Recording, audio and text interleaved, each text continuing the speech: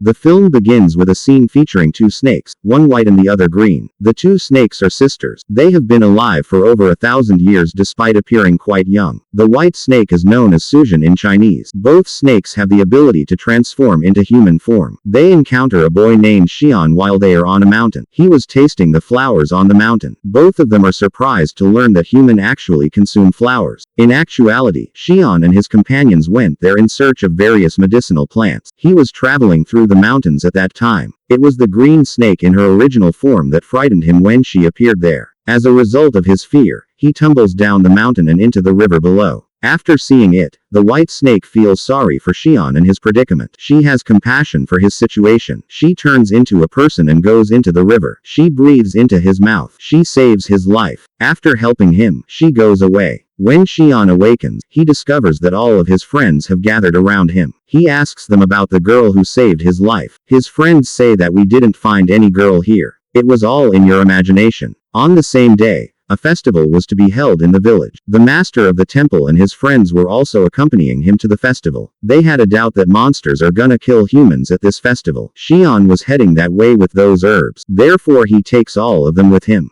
On the other side, White Snake, Suzhen, was missing that moment when she helped Xian. That how she saved his life by giving him her own breath. She was continuously thinking about Xian. In fact, she started loving him. She tells her sister, the green snake, that she wants to meet that boy. Therefore, both of them go to the same festival in the village. The same night, Master and his companions had come there with full preparation. Because they knew that monsters can attack humans at any time, Green Snake meets the companion of the Master in the festival. Because Green Snake liked him, she wanted to befriend him. He says that I can't talk to you right now as I'm here to catch the monsters. He didn't know that the girl asking him to be her friend was also a monster. But then the Green Snake sees Xian. She goes to him. She tells him that her sister loves him and she wants to meet him. Xian says that I don't know about your sister. He refuses to meet her sister. Green Snake falls into the river. She pushes his boat in order to take him to her sister. As he reaches there, Suxhen confesses that she loves him. Xian says, but I love someone else. He says that I don't know who she is. She saved me by giving me her own breath. Hearing it, Suzhen understands that he's talking about me. He loves me the way I do. She takes him back into the river to reassure him that she is the girl he loves. She's the girl who saved him. Now Xian was also aware of the fact that she's that girl. Companions of the monster find some monsters. He bravely fights with those monsters. Meanwhile, a monster injures Master's companion. Therefore, he calls his master for help. Then the master comes there to compete with them. He transfers them to hell and burns them to death. Suzhen goes to Xian's house the next day. Seeing her in his house makes Xian very happy. They start living with each other and one day, get married to each other. On the day of the festival, the monster had bitten one of Master's companions. Therefore,